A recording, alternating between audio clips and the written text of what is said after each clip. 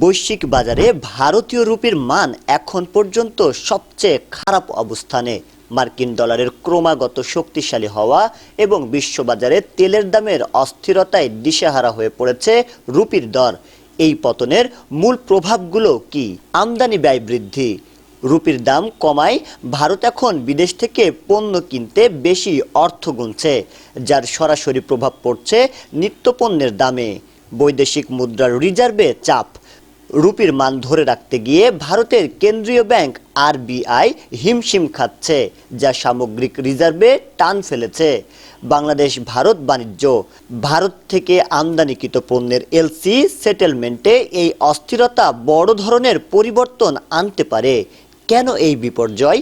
বিশেষজ্ঞরা বলছেন বিনিয়োগকারীদের ডলারের দিকে ঝুঁকে পড়া এবং বৈশ্বিক ভূ রাজনীতি রুপির এই করুণ দশার মূল কারণ।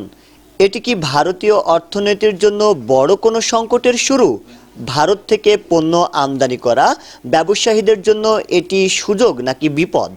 আপনার মতামত কমেন্ট করে জানান এবং অর্থনৈতিক এই আপডেট খবরটি সবার আগে সবার মাঝে পৌঁছে দিতে পোস্টটি শেয়ার করুন।